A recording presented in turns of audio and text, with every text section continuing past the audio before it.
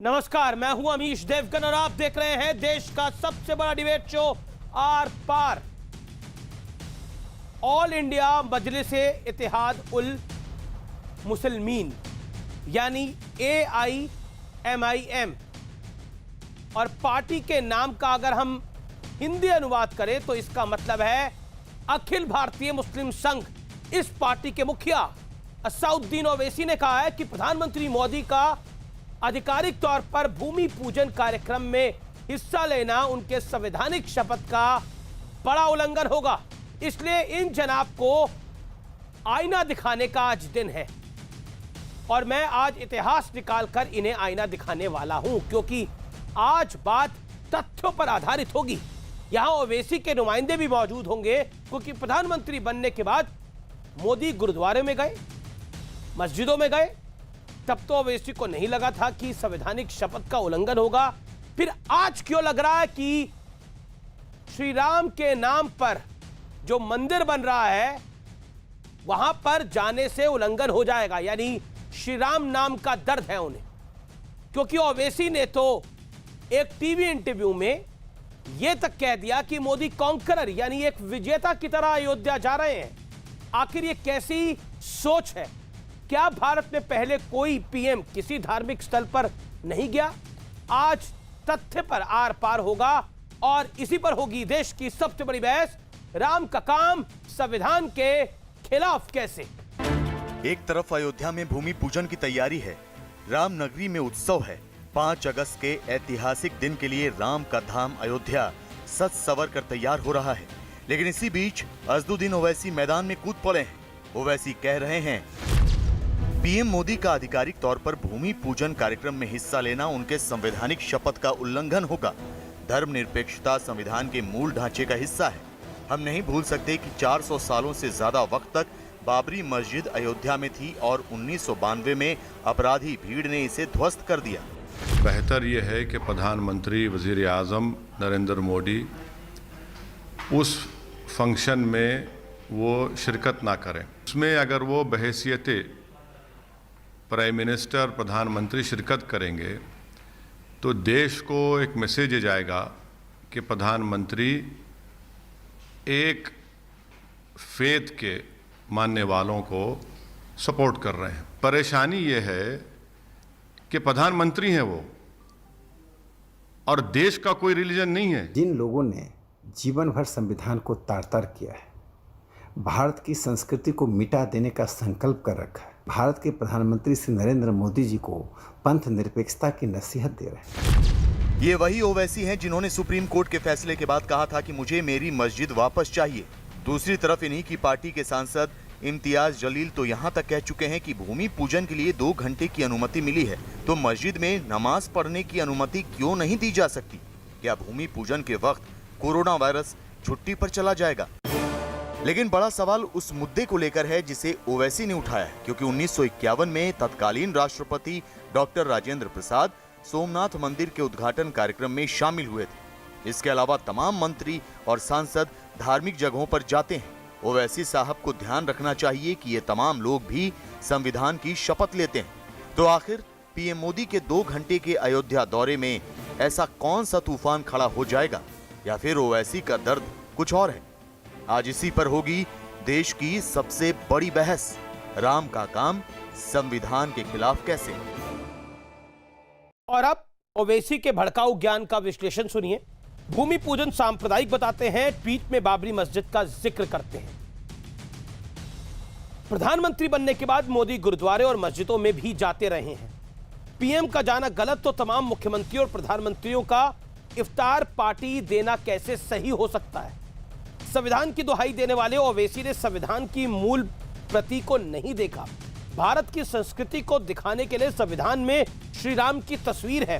संविधान सभा ने राम को संस्कृति माना है और ओवैसी उन्हीं श्री राम के मंदिर को जो सुप्रीम कोर्ट की अनुमति से बन रहा है उसको सांप्रदायिक बता रहे हैं। मेरे साथ इस पर चर्चा करने के लिए पहले राउंड में डॉक्टर संबित पात्रा है और सामने ओवैसी साहब के सिपह सालार असीम वकार साहब है। आप दोनों का अभिनंदन है। तो मैं उम्मीद करता हूं कि दोनों आप वैसे तो बीच में किसी के नहीं बोलते, लेकिन सीधे सवालों के जवाब देंगे।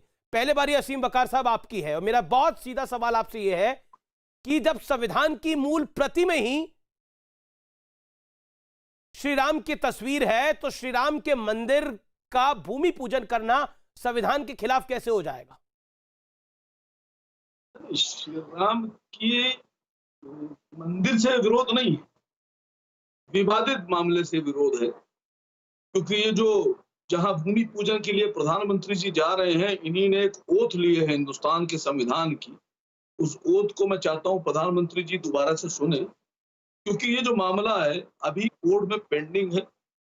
जिन लोगों ने मस्जिद को गिराया था, शहीद किया था, डेमोलिशन ऑफ बाबरी मस्जिद का केस अभी भी न्यायालय में लंबित है, अभी उस पर फैसला नहीं आया है, अभी दोषियों को सजा मिलना बाकी है। तो जब अभी केस लंबित है, अभी केस चल रहा है डेमोलिशन का, बाबरी मस्जिद डेमोलिशन का केस चल रहा है, मस्जिद डेमोलिशन का केस चल रहा है। वकार साहब, मैंने आपको 45 सेकंड दिए, लेकिन मंदिर पर केस कोई लंबित नहीं है, मंदिर पे डिसीजन आ चुका है। क्यूरेटिव पिटीशन जरूर लंबित होंगी, और जो आप विवादित ढांचे का केस बता रहे हैं, विवादित ढांचे का केस दूसरा है, वो इस केस के साथ कहीं से भी रिलेटेड नहीं है कि नहीं? Legal point of view, Advani साहब, मुरली मनोहर जोशी साहब ने क्या गिराया था? क्या कहीं और जाके कुछ गिराया था? यही तो है जहां जा रहे हैं, इसी को तो शहीद किया गया था, यही तो बाबरी मस्जिद थी, इसी का तो केस चल रहा है, इसीलिए तो अभी भी केस लंबित है। प्रधानमंत्री जी को संविधान की जो उन्होंने शपथ ली थी उसका पास वकार साहब, जिसको आप जिस मस्जिद को आप शहीद बता रहे हो, उसी को तो माना गया है कि वो मंदिर था पहले। उसके बिल्कुल माना गया है, ये केस तो वही था पूरा। आप सुप्रीम कोर्ट को मानते हैं ना? सुप्रीम कोर्ट ने तो माना कि साक्ष्यों के आधार पर के मोहम्मद ने क्या फाइंडिंग दी थी। सुनिए सर, अब सुनिए, अब आप मेरी बात सुनिए। न्यायालय ने, माननीय सर्वोच्च न्यायालय ने जो फैसला दिया, जस्टिस गोगोई साहब ने जो फैसला पढ़ा, वो हम सब ने सुना, पूरे देश ने सुना। जी जी जी। उसमें उन्होंने ये कहा है कि इस बात का कोई प्रूफ, कोई सबूत नहीं है कि मंदिर को गिराकर मस्जिद का निर्माण हुआ। उन्होंने ये भी कहा अपने फैसले में कि सन 1200 ईस्वी से लेकर सन 1528 ईस्वी तक इस बात का भी कोई प्रमाण नहीं मिला है कि इन सालों में उस जमीन के ऊपर कोई ऐसा स्ट्रक्चर था जिसको ढाया गया, गिराया गया। स्ट्रक्चर शब्द का इस्तेमाल हुआ सुप्रीम कोर्ट के फैसले के अंदर। मैं फिर अब संबित पात्रा का रुख करता हूं। ना एक सेकंड, मैं संबित पात्रा का रुख करता हूं। संबित पात्रा, ओवैसी साहब बहुत परेशान है, प्रधानमंत्री पूजन के लिए जा रहे हैं। ओवैसी साहब कह रहे हैं कि एक कॉन्करर की तरह, एक इंटरव्यू में अभी थोड़ी देर पहले उन्होंने बोला, एक कॉन्करर की तरह जा रहे हैं प्रधानमंत्री मोदी, एक विजेता की तरह जाएंगे प्रधानमंत्री मोदी। विजेता तो है ही, सत्य के विजेता है। केवल प्रधानमंत्री मोदी ही नहीं, आज प्रत्येक हिंदुस्तानी विजेता है। और ये विजय सुप्रीम कोर्ट के पटल पे तथ्यों के आधार पर प्राप्त किया हुआ विजय, ये कोई रेटोरिक नहीं है। और दूसरी बात है, मैं आपको स्पष्टतः बता दूं, ये डिबेट क्या हो रहा है। ये है शिलान्यास वर्सेस सत्यानाश। 5 तारीख को शिलान्यास होगा और कुछ लोगों का पूरी तरह से मानसिक सत्यानाश हो चुका है। सत्यानाश। कोरोना के साथ राम जी को कंपेयर किया जा रहा है। क्यों जाए राम जी के शिलान्यास के लिए, क्या हो जाएगा जाने से, इसको किसी प्रकार से बंद करना है, डिस्प्यूटेड स्ट्रक्चर है, शहीद हो गया, मतलब ये सत्यानाश, ये मानसिक सत्यानाश हुआ है। आप बताइए, सुप्रीम कोर्ट में सुनवाई हो गई, सुप्रीम कोर्ट ने कहा ठीक है मंदिर बनाइए, ट्रस्ट बन गया, मंदिर बन रहा है। इनके एक एजेंट गए थे अभी 3 दिन पहले, कोर्ट में जाके कह रहे थे कि नहीं, याचिका दाखिल कर रहा हूं, आप रोक दीजिए। उस याचिका को कचरे के डब्बे में फेंक दिया इलाहाबाद हाई कोर्ट ने। फिर भी ये सब चिल्ला रहे हैं। जहां तक ये सेक्युलरिज्म की बात है, अब मैं कहता हूं कि इनकी सेक्युलरिज्म की जो बात है ना, उसका आज मैं पोल पट्टी खोल के रखता हूं। देखिए, शिलान्यास करने 500 वर्ष से जो केस डेमोक्रेटिकली चल रहा था, उस 500 वर्ष के मंदिर के शिलान्यास करने चले जाने से इनका सेक्युलरिज्म खतरे में आ जाता है। वंदे मातरम बोल देने से इनका सेक्युलरिज्म खतरे में आ जाता है, क्योंकि इस्लाम खतरे में आ जाता है। जनगण मन गाने से इनका सेक्युलरिज्म खतरे में आ जाता है, क्योंकि भारत भाग्य विधाता इस्लाम के खिलाफ है।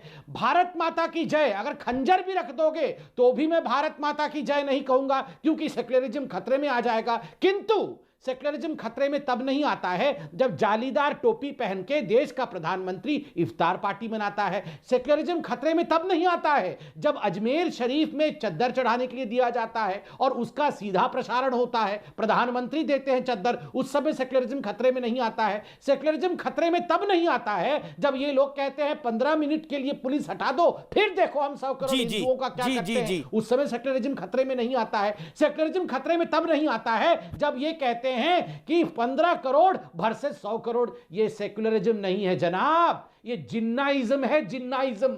ये सेक्युलरिज्म नहीं, जिन्नाइज्म है। और आज से मैंने ओवैसी जी को एक नया नाम दिया है, वो नाम है दाढ़ी वाले। ओके, असीम वकार का जवाब। जिन्ना का दाढ़ी नहीं था, इनका दाढ़ी है, फर्क सिर्फ इतना ही है। आपने ट्वीट भी करा है ये हैशटैग, अभी मैंने थोड़ी देर पहले देखा। असीम वकार, जवाब। देखिए, जितनी बातें मैंने कही उनका एक का भी जवाब संबित पात्रा जी ने नहीं दिया। इधर की बात, उधर की बात, इधर की बात, उधर की बात, लेकिन जितनी बातें मैंने बोली उस पर एक अल्फाज भी संबित पात्रा जी नहीं बोले, क्योंकि बोलने के लिए है ही नहीं कुछ। मैंने न्यायालय का आदेश जो मैंने सुना, आप सबने सुना, मैंने वो पढ़ा। आप लोग कहते थे विवादित विवादित विवादित, जस्टिस गोगोई ने खुद ही कह दिया कोई विवाद नहीं, मंदिर तोड़कर मस्जिद बनाई ही नहीं गई, इसका कोई सबूत नहीं है, तो काहे का विवाद, किस बात का विवाद? आपने कहा साहब वहां पर प्रूफ मिले, खुदाई में प्रूफ मिले। न्यायालय ने अपने आदेश में कहा कि जो अंडरग्राउंड अवशेष मिले हैं खुदाई में वो गैर इस्लामिक है। उन्होंने ये नहीं कहा कि हिंदू टेंपल के हैं या हिंदू मंदिर के हैं। नहीं तो फिर किसके होंगे? आपको क्या लग रहा है? आप भी उदित राज की बात से सहमत है कि वो बौद्ध मंदिर के अवशेष हैं? सर आप मस्जिद, फिर मस्जिद तो वहां पर नहीं थी ना, नॉन इस्लामिक स्ट्रक्चर। नहीं, अभी तो आप तो मंदिर की डिबेट पे जा रहे हैं कि मंदिर, देखिए उसका फैसला आप और मैं तो बहुत छोटे हैं उसके मामले में, संबित पात्रा भी बड़े छोटे हैं। सुप्रीम कोर्ट उसका निर्णय कर चुका है। सुप्रीम कोर्ट ने कह दिया है कि वहां आप मंदिर बनाइए, तो उसके बाद आप, मैं, ओवैसी, संबित पात्रा कुछ भी कहते रहे, उसका कोई फर्क नहीं है। आज की बहस किस लिए है, मैं आज के टॉपिक पे लेके आता हूं। आपके नेता कह रहे हैं, एक सेकेंड, आपके सर्वा कह रहे हैं, आपके पार्टी के मुखिया कह रहे हैं कि श्री राम मंदिर के भूमि पूजन में अगर प्रधानमंत्री जाते हैं तो ये सेकुलरिज्म फैब्रिक, सेकुलर फैब्रिक के खिलाफ है, भारत के संविधान के खिलाफ है। संविधान की प्रति देखी है आपने? संविधान की प्रति पे भगवान राम की तस्वीर है। कहां से हटाएंगे भगवान राम को आप? भगवान राम तो इस देश की आत्मा में विलीन है, कहां से हटाएंगे? सर मैंने आपसे क्या कहा? आपने मुझसे कहा कि फैसला हो गया, आप क्या कहेंगे, आप क्या करेंगे? मैं आपसे कह रहा हूं कि जिस वक्त न्यायालय ने ये बात बोली फैसला देते वक्त जस्टिस गोगोई साहब ने, इस बात का कोई प्रमाण नहीं मिलता है कि मंदिर को तोड़कर मस्जिद बनाई गई, उस वक्त आपकी अंतरात्मा में क्या आवाज थी? आपकी अंतरात्मा भी तो कुछ होगी। चलिए मैं बताता हूं आपकी अंतरात्मा ने क्या कहा आपसे? कुछ तो कहा होगा, वो बता दिए टीवी पर, अगर आप बताना चाहते हैं। दूसरी बात, भगवान राम से, ठीक है, संबित से सुन लेते हैं कि उनकी अंतरात्मा ने क्या। संबित पात्रा, आपकी अंतरात्मा ने क्या कहा, जवाब दे। चलिए ये शांत हो जाए। मेरी अंतरात्मा तो अभी कह रही है, मेरी अंतरात्मा कह रही है कि अगर ये जो ज्ञानी पुरुष यहां बैठे हैं, सारा तथ्य इनको मालूम था, तो ये बाकी लोग जो वकील वहां पर कर क्या रहे थे? इन्हीं को भेजना था ना केस लड़ने के लिए। देखिए कुल मिला के सुप्रीम कोर्ट में लास्ट में कहा कि वहां राम जी का जन्म स्थान है, वहां राम जी का मंदिर बनेगा, काम खत्म हो गया। मंदिर नहीं था, उसके नीचे खुदाई हुई थी, खुदाई में ये नहीं मिला था, खुदाई में वो नहीं मिला था। अरे भैया, इतना सारा नॉलेज इन्हीं के पास था, तो ये यहां टीवी स्टूडियो में क्यों बैठे हुए थे? ये सारा कुछ कागज उठा के सर के ऊपर जाना था ना, सुप्रीम कोर्ट में जाके दिखाना था, मिलॉर्ड ये कागज देखिए, ये देखिए। यहां बैठ के चिल्ला रहे हैं।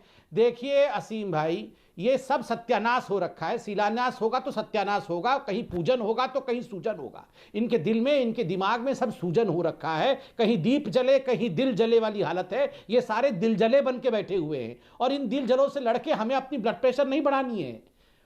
4 दिन पहले इनको बहुत चिंता थी, आज वो नहीं बोल रहे हैं। 4 दिन पहले पता है क्या चिंता थी इनको? इनको चिंता थी 36 सेकंड में आरती कैसे होगी। तो फिर मैंने इनको टीवी चैनल में 20 सेकंड की आरती करवा दी, तब से ये 36 सेकंड की आरती पूछ नहीं रहे। ओके, असीम वकार को जवाब। असीम वकार, आज के पॉइंट पे आइए, आज के पॉइंट पे आइए, आज के पॉइंट पर आइए जो ओवैसी साहब ने बोला है। जब प्रधानमंत्री मस्जिद जाते हैं, गुरुद्वारे जाते हैं, आपको कोई दिक्कत नहीं है? सर, ओवैसी साहब ने बिल्कुल सच्ची बात बोली, बहुत ईमानदारी से बोले। आप किसी जगह जाइए, आप मंदिर जाइए, आप गुरुद्वारे जाइए, आप मस्जिद जाइए, आप गिरजाघर जाइए, आप इंसान हैं, आप अपने धर्म को मानते हैं, आप अपने मंदिर जाइए। लेकिन इस पर इसलिए विवाद हो रहा है कि ये अभी भी कोर्ट में पेंडिंग है। आप इस बात को समझने को तैयार नहीं। ये क्या आप लॉजिक दे रहे हैं? कहां से कोर्ट में पेंडिंग है? फाइनल जजमेंट आ चुका है। क्यूरेटिव पिटीशन, आप जिन क्यूरेटिव पिटीशन का बात कर रहे हैं उसका भी फिलहाल कोई जिक्र नहीं है। ये कैसे कोर्ट में पेंडिंग है? आपको लगता नहीं है कि कोर्ट इस पर रोक लगा देता? मुझे आना पड़ेगा। ओके, संबित बोलिए। सर सुनिए। संबित जी ने भी मेरी 3 दिन पुरानी एक डिबेट की बात कही।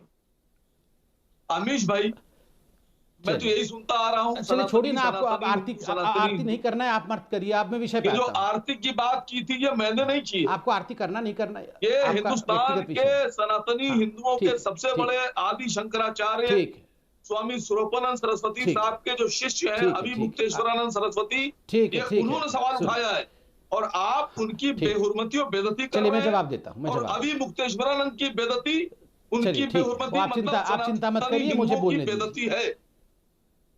ठीक है। बाप रे, कितनी हिंदुओं की चिंता है मेरे भाई को। हो, मेरा दिल पसीज जाएगा। अब इतना मत चिंता करो। देखो अमीश भाई, मतलब हमारे यहाँ एक बहुत बड़ा, वैसे ये मुहावरा तो बच्चा बच्चा जानता है, बाप ने मारी मेंढकी बेटा तीरंदाज। बाप ने मारी मेंढकी बेटा तीरंदाज। मतलब ओवैसी जी ने जो नहीं कहा है, यहाँ उनके प्रवक्ता कह रहे हैं। आज ओवैसी जी ने भी ये नहीं कहा है कि पेंडिंग है केस इसलिए प्रधानमंत्री ना जाएं। वो कह रहे हैं प्रधानमंत्री अपने प्रधानमंत्री की क्षमता में ना जाएं, इंडिविजुअल बन के चले जाएं। मगर यहाँ ये बैठ के कह रहे हैं कि केस कोर्ट में अभी पेंडिंग है।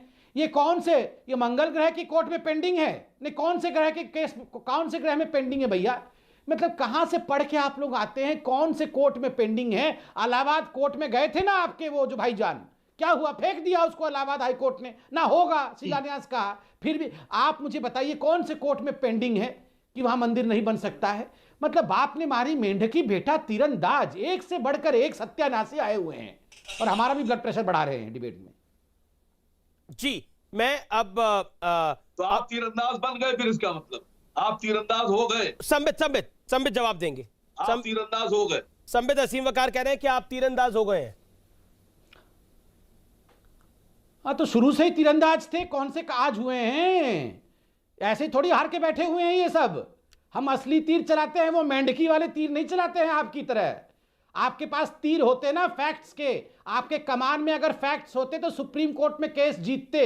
हमारे कमान में फैक्ट्स थे, हमने सुप्रीम कोर्ट में उन फैक्ट्स को दिखाया, केस जीत के मंदिर बना रहे हैं। आप यहां फ्रस्टियाए बैठे हुए हैं, आप यहां चिल्ला रहे हैं। मैं क्यों अपना ब्लड प्रेशर बढ़ाऊं? आप बढ़ाइए अपना ब्लड प्रेशर। असीम वकार, इसमें तो कोई दोहराई नहीं है। मेरे साथ अब शोएब जमई भी हैं मेरे साथ इस चर्चा के अंदर। अब जुड़ रहे हैं महंत नवल किशोर दास जी, उनका भी अभिनंदन है। मैं असीम वकार आपसे 30 सेकंड में जाना चाहूंगा, आप इसका जरूर जवाब दें।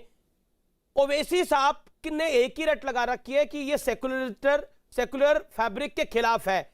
जब प्रधानमंत्रियों के निवास स्थान पर, मुख्यमंत्रियों के निवास स्थान पर, पार्टी प्रेसिडेंट के निवास स्थान पर, उस और तो और राष्ट्रपति के निवास स्थान पर जब इफ्तारी होती थी, तब वो सेकुलरिज्म के खिलाफ नहीं था।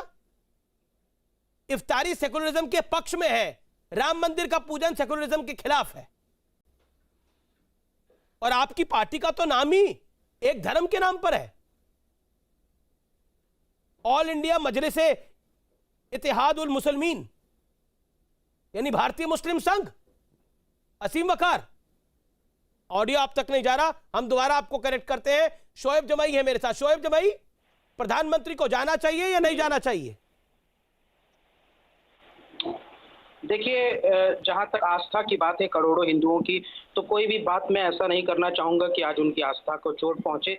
बहुत सारी अतीत की बातें हुई और बहुत सारी चर्चाओं में हम भाग लेते रहे, लेकिन आज जो बात हो रही है, आज जो सटीक मुद्दा ये है कि प्रधानमंत्री मोदी जी एक सेकुलर मुल्क के प्रधानमंत्री हैं और जिस संविधान की शपथ लेकर के प्रधानमंत्री आते हैं उसका पास रखना चाहिए। और मैं जहां तक जानता हूं कि सेकुलरिज्म का मतलब ये है कि एक सरकार, एक स्टेट अपने आधिकारिक हैसियत से किसी धर्म को प्रोपगेट नहीं करती है और ना ही किसी धर्म की बुनियाद पर कोई नीतियां बनाती है। तो अगर प्रधानमंत्री आज प्रधानमंत्री की हैसियत से किसी धार्मिक जगहों पर जाकर उसकी प्रोपगेशन करते हैं, उसकी कोई शुरुआत करते हैं जिसके पीछे एक बहुत बड़ी लंबी लड़ाई रही, एक धार्मिक जो है लोगों की मतलब भावनाएं जुड़ी रही, तो मुझे लगता है कि ये आज की दृष्टि में जो कोरोना काल चल रहा है, बहुत सारी आर्थिक समस्याओं से भी हम घिरे हैं, बहुत सारी चीजें, तो मुझे लगता है कि इससे प्रधानमंत्री जी अगर बच जाते तो बहुत अच्छा होता है। बाकी जो कर रहे हैं वो उस पर मैं सवाल नहीं उठाता हूं। बाकी लोग जो इतना पूजा करना चाहें, जो भी मुहूर्त है या उस पर मुझे अधिकार नहीं है। लेकिन एक सवाल मैं पूछना चाहूंगा अमीश जी, बस 20 सेकंड में खत्म करता हूं अपनी बात। और सवाल है, अच्छा संबित भाई बस जी अमीश भाई बस 20 सेकंड। सवाल आपने कहा था अमीश भाई कि जो संविधान की बात है, आपने कहा था कि भगवान राम की उसमें तस्वीर है, तो क्या संविधान भी तो उसकी इजाजत देता है या उसको सेलिब्रेट करता है? मैं आपको बताना चाहूंगा कि इसी संविधान के अंदर टीपू सुल्तान शहीद रहमतुल्लाह अलैह की भी तस्वीर है और जिस पेज पर रानी लक्ष्मीबाई की तस्वीर है उसी पेज टीपू सुल्तान। ठीक है, देखिए अब आप फ्रीज हो गए हैं, आपका ऑडियो नहीं आ रहा। संबित पात्रा बोलिए। देखिए, ये ओवैसी साहब भी सुबह से जो बता रहे हैं कि प्रधानमंत्री संविधान सम्मत काम नहीं कर रहे हैं, क्योंकि बतौर प्रधानमंत्री उन्होंने ओथ लिया हुआ है और चूंकि ओथ लिया हुआ है तो ये सेक्युलरिज्म को अपहोल्ड करना चाहिए। मैं ओवैसी साहब से ट्वीट कर रहे हैं दाढ़ी वाला आप भी सांसद हैं, आपने भी ओथ लिया हुआ है, आप भी तो ट्वीट कर रहे हैं दाढ़ी वाला जिन्ना। वो दाढ़ी वाला जिन्ना ही मतलब क्यों संबित पात्रा? उसमें मैं बताता हूं, मैं दाढ़ी वाला जिन्ने पे आऊंगा अभी। हाँ, मैं बताता हूं, इस पे पहले ये उत्तर दे दूं, ये बहुत महत्वपूर्ण उत्तर मैं दे रहा था अभी। देखिए, ओवैसी जी का सबसे महत्वपूर्ण कंटेंशन है, उनका विषय है कि चूंकि आपने प्रधानमंत्री के रूप में ओथ लिया हुआ है तो सेक्युलरिज्म को अपहोल्ड करना है, इसलिए आप बतौर प्रधानमंत्री मंदिर में नहीं जा सकते और पूजा नहीं कर सकते हैं। मैं पूछता हूं, आप भी एक सांसद हैं, आपने भी ओथ लिया हुआ है, मगर आप तो टोपी लगा के जाते हैं संसद में, आप तो टोपी लगा के भाषण भी करते हैं पार्लियामेंट के अंदर में, और मैंने खुद देखा है जब वक्त हो जाता है पार्लियामेंट के गलियारों में ही बैठ के नमाज पढ़ लेते हैं, आपके चैनल में भी बैठ के नमाज पढ़ लेते हैं जब वक्त होता है। मैं बुरा नहीं मानता हूं उसको, आपका बिलीफ है। जब आप पार्लियामेंट के गलियारे में नमाज पढ़ लें तो बिल्कुल ठीक है, ये सेक्युलरिज्म है। आप जब जालीदार टोपी लगा के पार्लियामेंट के अंदर अचकन पहन के आप भाषण दें और कहें कि मैं भारत माता की जय नहीं कहूंगा, वो सेक्युलरिज्म है। मगर एक सनातनी जो कि भारतीय जनता पार्टी का नहीं, हिंदुस्तान का प्रधानमंत्री है, वो एक ऐतिहासिक मंदिर का शिलान्यास करने जाए तो सारा सेक्युलरिज्म खत्म हो जाता है। असीम वकार जवाब, फिर नवल किशोर दास जी। अमीश जी मैं जवाब दूं? नहीं, देखिए, मैंने संबित भाई की बात पूरी तरीके से सुनी। संबित साहब अभी भी ये बात बताने पे बिल्कुल तैयार नहीं है कि भारत के प्रधानमंत्री अगर जाना है जाए, बिल्कुल जाए। आप एज ए हिंदू जाए, एज ए भारतीय नागरिक जाए, लेकिन आपने जो ओथ ली है, जो संविधान की ओथ ली है, वो आपको ये इजाजत नहीं देती है। नहीं, संविधान की ओथ तो किसी को भी फिर आप मुझे बताइए, भारत के राष्ट्रपति, भारत के पूर्व प्रधानमंत्री, भारत के कई मुख्यमंत्री अपने घरों पर जो इफ्तारी देते थे उसकी इजाजत देता था संविधान? बताइए ना आप मुझे। साहब, मैं भारत के पहले राष्ट्रपति सोमनाथ मंदिर गए थे, क्या उसकी इजाजत देता था संविधान?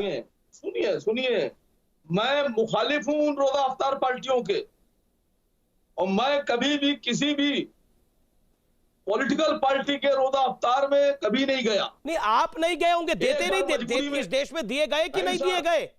ओवैसी साहब ने कितनी आवाज उठाई? क्यों देते हैं? ओवैसी साहब ने आवाज उठाई कि इफ्तारी नहीं होनी चाहिए, पॉलिटिकल राष्ट्रपति भवनों पे इफ्तारी नहीं होनी चाहिए, मुख्यमंत्रियों के घरों पे इफ्तारी नहीं होनी चाहिए, सांसदों के घरों पे इफ्तारी नहीं होनी चाहिए, मंत्रियों के घरों पे इफ्तारी नहीं होनी चाहिए। आवाज उठाई ओवैसी साहब ने? मैं जानना चाह रहा हूं वकार साहब आपसे। 1000 बार उन्होंने आवाज उठाई, और आपसे पहले वाले चैनल तो जो बैठे थे इसमें भी उन्होंने उठाई। 1000 बार आप देख नहीं रहे, आप सुन नहीं रहे, आप असल में वही चीज सुन रहे हैं जो आपको पसंद है सुनना।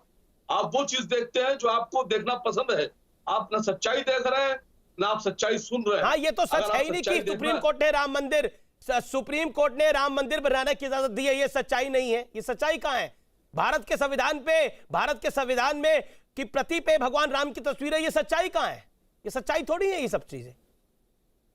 मैं तो वही चीजें देख रहा हूं जो मैं देखना चाहता हूं। भारत संविधान असल में आपकी पार्टी का नाम है ऑल इंडिया मजलिस इत्तेहाद उल मुस्लिमीन, यानी भारतीय मुस्लिम संघ। आपकी पार्टी तो खुद सेकुलर नहीं है जी। कितनी सांसद है आपकी पार्टी के? एक सेकंड, कितने सांसद और कितने विधायक हैं आपकी पार्टी के? भारत में सेकुलरिज्म की बात करने वाले आप भारत में सेकुलरिज्म की बात करते हैं। मैं आपकी बात के साथ हूं। मैं जानना चाहता हूं आपकी पार्टी का प्रेसिडेंट कौन है, आपकी पार्टी के सांसद कौन है, आपकी पार्टी के विधायक कौन है? नाम लीजिए उनके, लीजिए नाम। आपको पता होगा सब, तो फिर आपको सब पता है। नहीं, आप लीजिए ना नाम। आप नहीं नाम लेना चाहते अपनी पार्टी के सांसदों के? भारतीय जनता पार्टी के 350 से ज्यादा सांसद, आप पे तो कहीं हिंदू नाम नहीं है। एक मुसलमान सांसद बताइए अपनी पार्टी में। आपकी पार्टी में एक सांसद मुसलमान बताइए। अब आना पड़ेगा।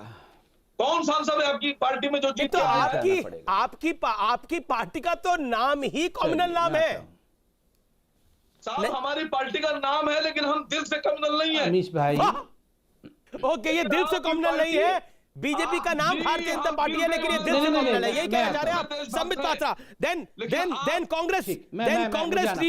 Congress leader Arif Masood, he is MLA of Congress party, he joins me now. Doctor Sambit Patra, BJP veteran spokesperson, respond to this. अच्छा, ये दिल से कम्युनल नहीं है, इनकी पार्टी का नाम कुछ भी हो। देखिए, आप विशुद्धू परिषद, चलिए मैं इनकी दिल की आवाज अभी सुनाऊंगा आपको। आप सुनते हतप्रभ रह जाएंगे। जो मैं बोलने वाला हूं, जो मैं बोलने, धार्मिक संगठन है। एक सेकेंड, चिल्लाना, चिल्लाना बंद करें। तो अमीश भाई जरा इनका आवाज, इनको बोलिए, शांत रहेंगे, क्योंकि जो मैं बोलने वाला हूं ये ऐतिहासिक बोलूंगा। संबित रिस्पॉन्ड। ठीक है, सुनिए, अभी मैं नकाब उतारता हूं। इन्होंने कहा कि बीजेपी दिल से कम्युनल है और ये लोग दिल से बिल्कुल सेक्युलर है। मैं आज से 7 साल पहले 2012 में एक भाषण है ओवैसी साहब का, वो भाषण पढ़ता हूं, 10 सेकंड लगेंगे, सुन लेना जरा कितने ये सेक्युलर है। राम जी को लेकर ये भाषण है और पूरी जनता सुने इस भाषण को कि ओवैसी को मैंने आज दाढ़ी वाला जिन्ना क्यों कहा है और राम जी को लेकर ओवैसी ने क्या कहा है। सुनिए, ये यूट्यूब पे भी ये देख सकते हैं आप। अयोध्या के 3 मुखायात ऐसे हैं जहां के पंडित पुजारी कहते हैं राम यहां पैदा हुए हो, तो चलो इनकी आस्था सही हो तो राम का बाप दशरथ और राम की मां कहां पैदा हुई थी? कहां की रहने वाली है राम की मां? वो हरियाणा की रहने वाली हैं और वहां के लोग कहते हैं हिंदू तहजीब के हिसाब से एक औरत अपने पहले बच्चे को जन्ने के लिए अपने मायके को जाती है। उस तरीके से वो हरियाणा को आई। कहां पे आई हरियाणा में? दशरथ की बीवी और राम की मां, उसका नाम कौशल्या था राम की मां का। हरियाणा में आज भी कौशल्यापुरम जगह है जहां के लोग कहते हैं कि कौशल्या ने राम को यहां जना। अब मेरा सवाल है कि आखिर राम की मां ने राम को कहां जना? कहां जनी थी राम को? यहां वहां इधर उधर किधर? अरे बाबा, हम भी जबान रखते हैं। अगर आपको लगता है कि मुसलमानों में जबान नहीं है तो हमारी जबान को देख लो। ये राम जी के लिए कहा गया था, असउद्दीन ओवैसी, अकबरुद्दीन ओवैसी द्वारा यह कहा गया था भगवान राम के लिए। और इनकी इतनी हिम्मत है, तुम यहां पर आके सेक्युलरिज्म की भाषण देते हो। एक बात कान खोल के सुन लो, शिलान्यास होगा, गगनचुंबी भव्य मंदिर बनेगा, तुम सब रोते रहोगे, तुम सब छाती पीटते रहोगे और चिल्लाते रहोगे। मंदिर बनेगा बनेगा बनेगा। करो क्या करना है, करो क्या करना। लेकिन इस बात का जवाब मरते दम तक आप लोग कोई जवाब नहीं। करो क्या करना है, सारा जवाब सुप्रीम कोर्ट में मिल गया है। सारा जवाब सुप्रीम कोर्ट में मिल गया है। यहां चिल्लाने की आवश्यकता नहीं है, शांति से बैठ जाइए साहब। सुनिए जजमेंट में जजमेंट लाओ, जजमेंट निकालो जजमेंट अभी निकालो। अंग्रेजी पढ़ने में आता नहीं होगा, जजमेंट पढ़ के आया है। निकालो जजमेंट, अभी जजमेंट पढ़ो। कौन सा पैराग्राफ जजमेंट है? नहीं, पढ़ो जजमेंट, पढ़ो जजमेंट, पढ़ो मेरे सामने अभी जजमेंट पढ़ो। क्या जजमेंट है, क्या जजमेंट है? बताओ क्या जजमेंट है? पढ़ो अभी। तुम पढ़ो। क्या सोच रखा है हम लोगों को? सुप्रीम कोर्ट में केस जीत के आए, 500 साल से हिंदू तड़प के लड़ रहे हैं, 136 साल से धक्के खा रहे हैं कोर्टों में, और यहां ये आके व्यक्ति हमें धमका रहा है। धमकाओगे हमें आप लोग? और ये सोनिया गांधी का प्रवक्ता यहाँ बैठा हुआ है, क्या मुंह लेके आए हैं ये सोनिया गांधी का प्रवक्ता यहाँ पे?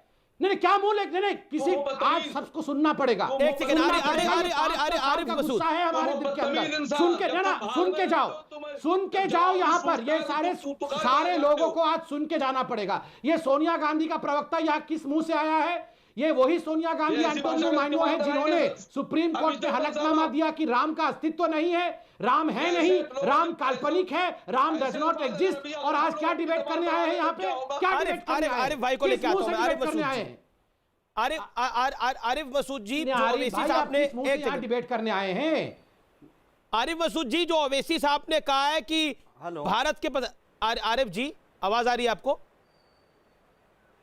जी आरिफ जी, जो ओवैसी साहब ने कहा है कि भारत की प्रधानमंत्री को देश के सेकुलर फैब्रिक के लिए भगवान राम के मंदिर के शिलान्यास में नहीं जाना चाहिए,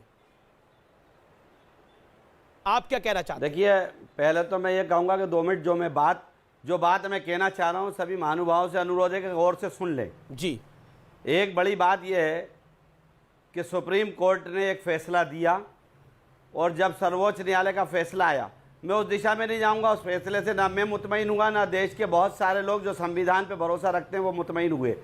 लेकिन एक फैसला सुप्रीम कोर्ट का आने के बाद अब ये बहस का मुद्दा मैं नहीं समझता कि बचता है कि किसको जाना चाहिए, किसको नहीं जाना चाहिए।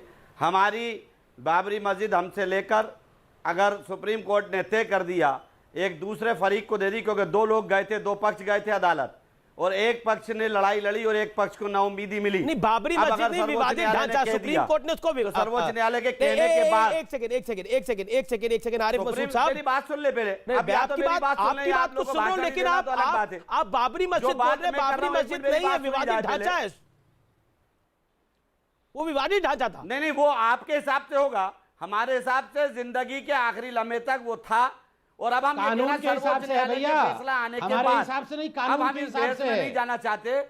और मैं तो आज की तारीख में आप लोगों से ये दरखास्त करता हूं कि देश किस मुहाने पे जा रहा है इसकी किसी को चिंता नहीं है, देश को कहां ले जाना है करोने की किसी को चिंता नहीं है, कितने लोग कहां कहां मारे जा रहे हैं इसकी चिंता नहीं है। राहुल गांधी को चिंता है, बाल बढ़ा के भाषण दे रहा है रोज रोज, डिबेट नहीं हो रही है। आज भी हम इन बातों पे डिबेट कर रहे हैं कि हमें क्या करना चाहिए। देश को एक बात समझ लेना चाहिए, ये देश में हर मजहब बीजेपी के राष्ट्रीय प्रवक्ता डॉक्टर साहब आरिफ का अधिकार है, ये सबके राइट है। आरिफ मसूद की बात का जवाब देंगे। के कुछ कह देने से पूरे हिंदुस्तान के मुसलमानों का फैसला नहीं हो जाएगा।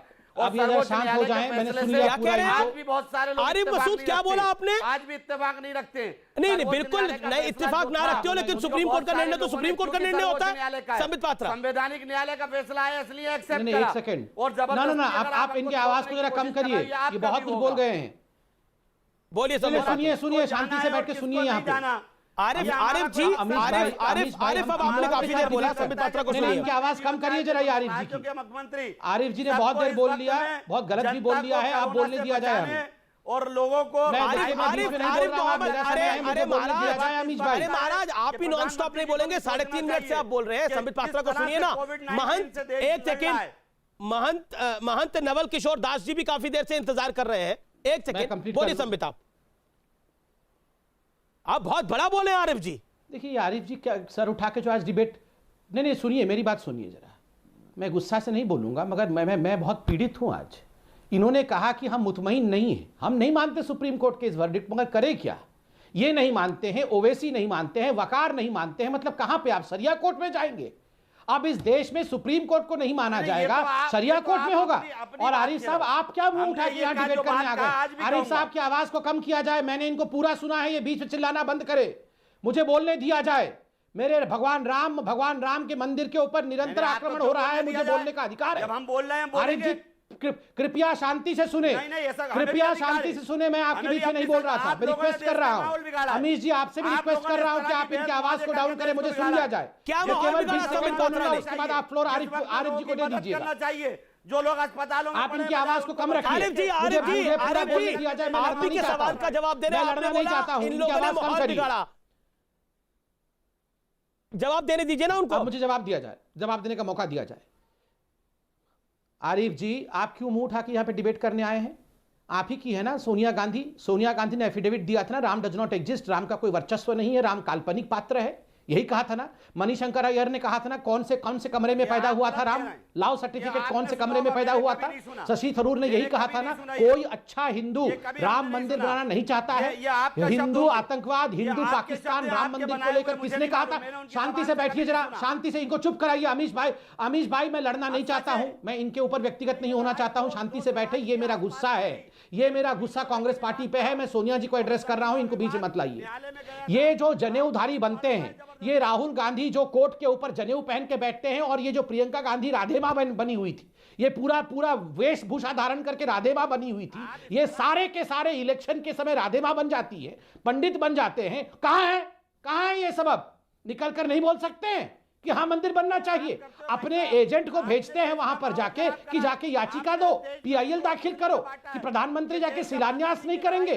अरे उस समय भी बाबर था, अभी भी मायनो है। ये देश की जनता बुद्धिमान जनता है, सब देख रहा है। तुम लोग हिंदुओं के ऊपर जिस प्रकार आक्रमण कर रहे हो ना। जी आरिफ कुछ कहना चाह रहे हैं। मेरे आरिफ अब आप बोलिए, मैं आपको 40 सेकंड देता हूं। वो क्या कहेंगे? ये आरिफ क्या बोलेंगे? ये तो सुप्रीम कोर्ट को भी नहीं मानते हैं, ये क्या बोलेंगे? जो सुप्रीम कोर्ट तक से मुतमईन नहीं है, वो उसको बोलने का अधिकार नहीं है इस देश में। क्या बोलेंगे? आप बताइए, ये सुप्रीम कोर्ट को मानते हैं? इन्होंने आपके शो में कहा है कि मैं मुतमईन नहीं हूं सुप्रीम कोर्ट से। जो व्यक्ति, अरे हम जैसे लोगों ने तुम जैसे लोगों को सही एक सेकंड आरिफ को लेके आइए स्क्रीन पर। आरिफ जी एक सेकंड, संबित पात्रा रुकिए। महंत जी, मैं बहुत माफी के साथ कह रहा हूं, मैं आपके पास नहीं आ पा रहा, मैं आपके पास अगले 1 मिनट में आऊंगा, मेरा वादा है आपसे। मैं माफी के साथ कह रहा हूं, आप देख ही रहे हैं कैसी चर्चा चल रही है। सुबुई खान इंतजार करिए, सुप्रीम कोर्ट की वकील है, उनके पास भी मैं नहीं जा पा रहा। एक सेकंड महंत जी, मैं आपके पास आऊंगा। आरिफ भाई आराम से ना, आप भी अपनी बात को कहिए, बाकी भी अपनी बात को कहें। आरिफ भाई, मैं आपसे जानना चाहता हूं। अविनाश जी, इनको आप बोलिए, इस तरह के खड़े नाम ये ना ले, जिस तरह के ये सोनिया गांधी, राहुल गांधी, इनको इस तरह नाम लेने का अधिकार नहीं दे दिया। नहीं, नाम तो कोई भी किसी का ले सकता है। आप लोग प्रधानमंत्री मोदी का नाम ले सकते हैं, अमित शाह का नाम ले सकते हैं, JP नड्डा का नाम ले सकते हैं। भगवान है, आप भगवान राम को काल्पनिक बोल दें और हम सोनिया जी का नाम भी ना ले, वाह। अरे हम तो मतलब ब्रह्मांड सोनिया जी ने बनाया है। ये एंटोनियो माइनो, काइया माइनो, स्टीफानो माइनो और ये राहुल विंशी, ये है भगवान आपके, ये भगवान है आपके। आप भगवान राम का नाम ले, आप मंदिर के खिलाफ बोल दे, आप शिलान्यास के खिलाफ बोल दे, और मैं सोनिया गांधी का नाम भी ना लूं, वाह। हमारे देश में हर मजहब, अरे आपकी सोच क्या है हमें पता है। अच्छा एक सेकंड, आरिफ को लेके आइए। संबित आपका ऑडियो डाउन है। एक सेकंड संबित, आरिफ जी आपका ऑडियो भी डाउन करना पड़ रहा है मुझे, माफी चाहता हूं मैं। आरिफ जी एक सेकंड प्लीज। आरिफ जी, आप कानून को मानते हैं, आप तो MLA, आपने भी संविधान की शपथ ली है। आपने बोला मैं सुप्रीम कोर्ट के फैसले से मुतमिन नहीं हूं। आपको सुप्रीम कोर्ट आप मुतमिन नहीं है, लेकिन मानना पड़ेगा, मजबूरी में आपको मानना पड़ेगा, ये आपने कहा। हाल ही में मैं आपका एक बयान पढ़ रहा था। बिल्कुल सच है। जी आप सुप्रीम कोर्ट का फैसला आप मानते नहीं है, लेकिन आपको मानना पड़ेगा, मुतमीन नहीं है आप उससे, लेकिन आपको मानना पड़ेगा। अभी आपने कहा, पिछला आपका एक बयान पढ़ रहा हूं, त्योहारों के समय लॉकडाउन करने के फैसले की मैं घोर निंदा करता हूं और इस पर मैं आंदोलन करूंगा। इस लॉकडाउन में राखी और कुर्बानी दोनों त्योहार प्रभावित होंगे। मध्य प्रदेश में कुर्बानी हर हाल में होगी। नहीं, आप मतलब कोरोना की, आपको अभी आप कह रहे थे आपको कोरोना की चिंता है, लेकिन कुर्बानी आप हर हाल में चाहते हैं हो जाए। कोरोना की चिंता है या कुर्बानी की चिंता है? नहीं, अब बात सुनिए अभिनव। ना अविनाश, बात सुनिए, आप बात सुनिए। बिल्कुल, इसीलिए मैंने आज आपको बहस में बुलाया। मैं इस सवाल का भी जवाब आपसे लूं, क्योंकि बड़ी आपको कोरोना की फिक्र है, राम मंदिर को लेकर कोरोना की फिक्र है आपको। बिल्कुल दूंगा। जी कुर्बानी तो हर हाल में करेंगे आप, इसका मतलब क्या है? चिंता है, अगर कोविड-19 के मापदंडों का पालन करते हुए हमें अपने धर्म का, आस्था का पूरा करने का अधिकार मिलता है, वो कैसे छीन सकते हैं? कोविड-19 का पालन किया जा रहा है। अच्छा, नहीं तो आप कह रहे हैं कि मैं सरकार के फैसले को नहीं मानूंगा, पुलिस की बात नहीं मानूंगा, सुप्रीम कोर्ट का अगर राम मंदिर पे फैसला आ गया तो मजबूरी में हमें मारना ही पड़ेगा। यानी आप कानून को नहीं मानेंगे, आप सरकार को नहीं सुनेंगे, आप कहेंगे मैं कुर्बानी तो हर हाल में दूंगा। लगा रहे हैं, ये तो आप कयास लगा रहा है। मैं कयास क्या लगा रहा हूं? उसका मतलब यही है। इसका मतलब क्या है? आरिफ जी, इसका मतलब क्या है ना? आरिफ जी, इसका मतलब क्या है? इसका मतलब क्या है इस बयान का? आप कर रहा हो, आप लड़ाने की बात कर रहा हूं। मैं लड़ाने की नहीं बात कर रहा, मैं तो आपसे सीधा सवाल पूछ रहा हूं। मैंने तो संबित पात्रा से इसका जवाब भी नहीं लिया। लड़ाने की बात क्या कर रहा हूं? मैं बांटने की कर रहा हूं। मैंने कहा कोई फैसला, आप ही ने बोला सुप्रीम कोर्ट का फैसला आ गया लेकिन हम मुतमीन नहीं है। आपकी जबरदस्ती थोड़ी है कि आपकी हर बात हम मान ले। नहीं, मेरी जबरदस्ती नहीं है, लेकिन आपकी भी जबरदस्ती नहीं है मियां, आपकी भी जबरदस्ती नहीं है। पर नहीं, आपकी भी जबरदस्ती नहीं है, कानून की जबरदस्ती चलेगी अमीश देवगन पे भी और आरिफ पे भी। संविधान को नहीं मानना। आरिफ और अमीश देवगन दोनों पे कानून की जबरदस्ती चलेगी। फैसले आने के बाद कौन चिल्लाया? सुप्रीम कोर्ट के बाद एक आंदोलन बताइए। मैं आप एक सेकंड में धर्मगुरु को मैं भाई एक सेकंड संबित, मैं नवल किशोर दास जी को लेकर आना चाहता हूं। नवल किशोर दास जी, माफी चाहता हूं, मैं आपसे आपके पास काफी देर बाद आ रहा हूं। नवल किशोर दास जी, ये जो पूरा बवाल खड़ा करने की कोशिश हुई है सेकुलरिज्म के नाम पर, संविधान के नाम पर, कि श्री राम लला के मंदिर पर प्रधानमंत्री मोदी भूमि पूजन पे नहीं जाने चाहिए बतौर प्रधानमंत्री।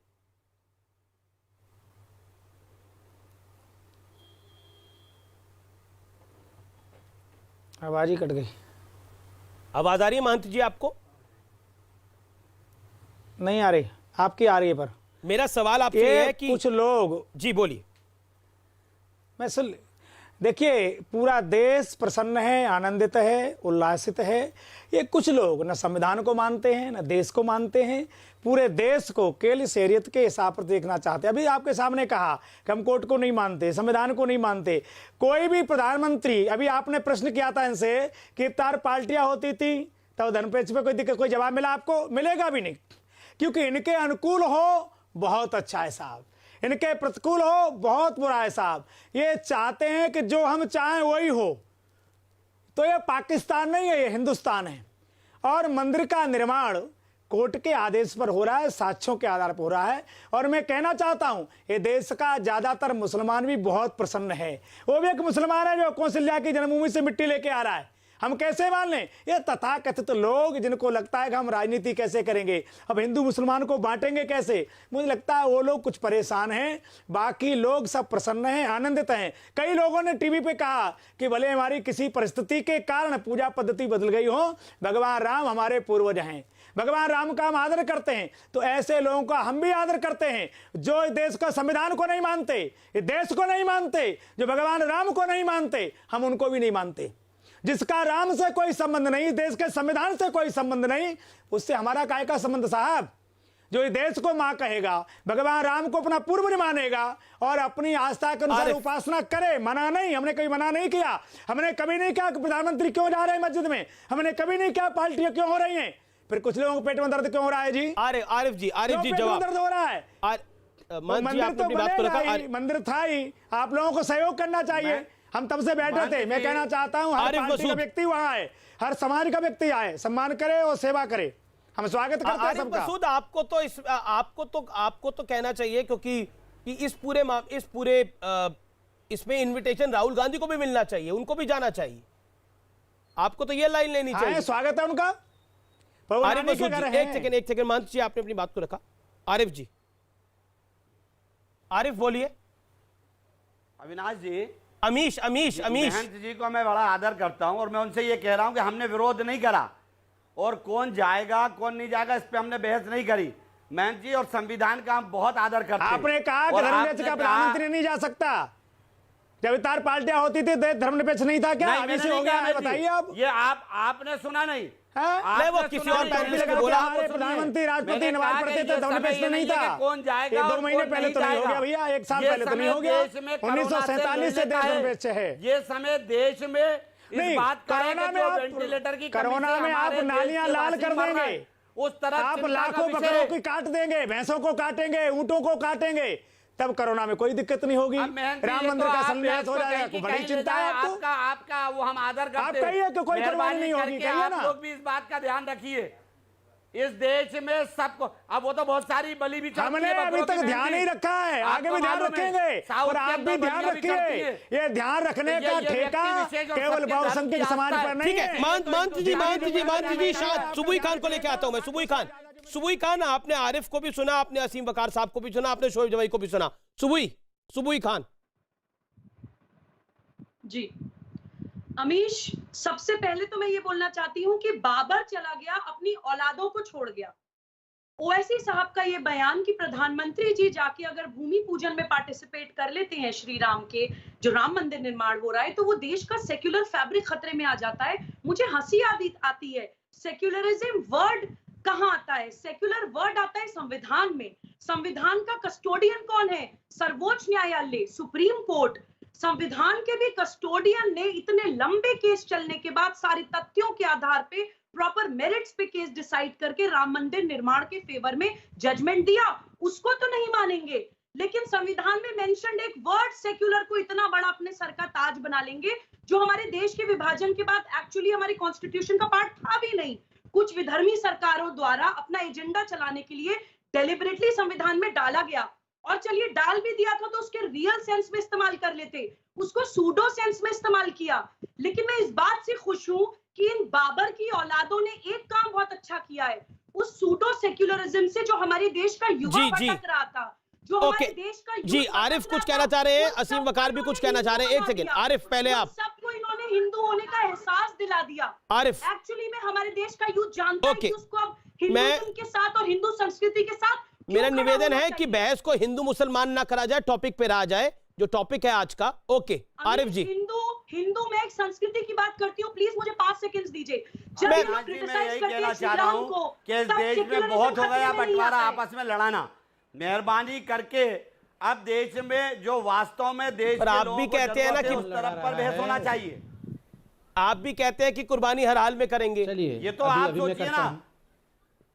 बिल्कुल, मैं ब्रेक के लिए राखी का उसको उड़ा रहा हूं आप। अमीश भाई, राखी भी मैंने बोला था, राखी भी मैंने बोला था, लेकिन आपने लास्ट लाइन बोली मध्य प्रदेश में कुर्बानी हर हाल में होगी। ये हिटलरशाही है। मैं ब्रेक के बाद वापस आ रहा हूं। कृपया करके इस डिबेट को हिंदू मुसलमान ना बनाएं, मेरा निवेदन है। मैं ब्रेक के बाद वापस आ रहा हूं। टॉपिक है प्रधानमंत्री मोदी।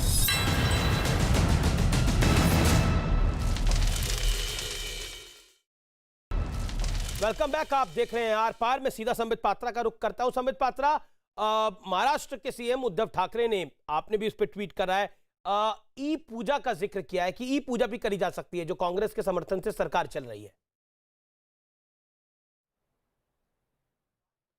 बहुत दुखद, मतलब मुझे विश्वास नहीं होता है कि बाला साहब ठाकरे आज अगर हमारे बीच जीवित होते तो आज सबसे प्रसन्न व्यक्ति होते, और उद्धव ठाकरे केवल अपनी सिंहासन बचाने के लिए कह रहे हैं कि ई पूजन होना चाहिए।